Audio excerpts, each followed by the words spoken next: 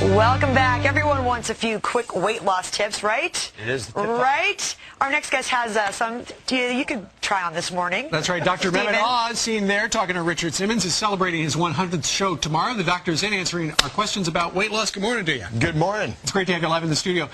Last time you were here, you brought something and you kept it underneath a blue thing like that. We've seen your show. We know what's about to happen here. Right. Well, let's start off with the basics. Our 100th show is all about getting diet tips. Okay. Right? It's on tomorrow, and the reason we got these tips is people who lost a lot of weight, and everyone lost 100 pounds. Wow. They know how to do it. So we start off with a very basic idea of how important is the waist size. And the waist size is important because this is the omentum. Now, that's about the size of your omentum. Hold it like that. What is your omentum? The omentum is what's underneath your waistline. That's why we measure your belly fat, and we want to make sure... This is real? That's real. That's a pot belly. Yeah. Let me show you. If you've got 2 extra inches, so the average female should have about a 32.5-inch waist. Average guy, 35-inch waist. Okay. But if you've got 2 inches extra... jeez. You've got this. Steve, come over here. Steve, come over here and hold it. Come on now. Come on. Peter, you want to help a little bit? Now, Julie, compare these. I can hold my own. You can hold my own.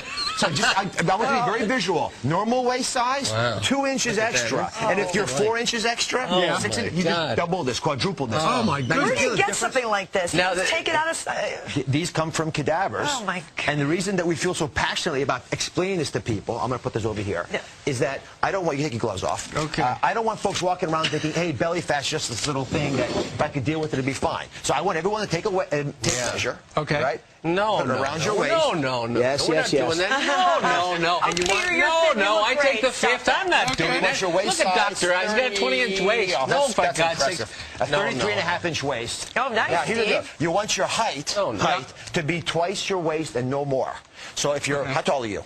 6. I used to be 6'1", but I'm shrinking. 6 feet. Let's say 6 feet. 6 times 12, 72 inches. Half of that's 36 inches. So your waist size has to be lower than that. So I'm at 33. I'm 300. Exactly. Now, I was in Dallas at the All-Star Game, so I was doing some television on FAA, and they call it the Dunlap. And I said, what does that mean? Because the fat Dunlap over my belt. You guys never buy a new belt. You actually have to take your belt size and get rid of it, because guys wear their waist belt right on here, and the fat, they wander around like this, waddle around. All right. You can actually measure it. Now, Dr. Oz, you've got some tips. First off, you say that you should start your morning with oatmeal. Oatmeal without question. And this is going... Because it's filling? Well, it's filling, but it gets you started off in the right rhythm. If you have oatmeal, blueberries, nuts, these are wonderful foods because they satiate you, and the fiber actually releases the sugar very slowly into your bloodstream, so you don't create the metabolic headaches that so often occur. Speaking of metabolism, green tea, wonderful tool to add instead of coffee once in a while. It's got a quarter of the caffeine of coffee, but it's young tea. That's why it's green, hasn't oxidized, gives you lots of those polyphenols that you know will stimulate your metabolism. Wonderful tool to use as a weight loss, and plus you don't add cream and sugar to green tea the way you would with coffee. You avoid that headache. There's caffeine, though. Caffeine in green tea? There is caffeine. It's about a quarter of the caffeine. Okay. But if you have to put a little something in there, could you put some honey in it? Or honey, agave. You can use lots of things. Pepper?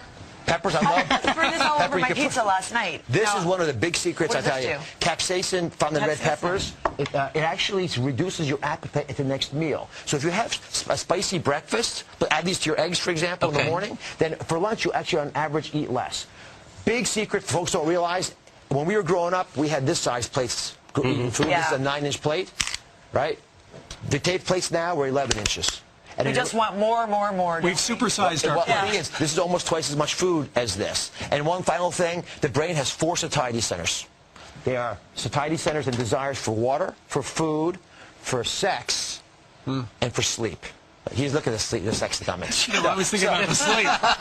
So if you don't have enough of one of the other ones, you're going to crave more food. You don't get enough sleep, for example, which you often don't do on the show. That's right. You're going to crave carbohydrates. And by the way, being intimate with the people you love is a great way of skipping a meal.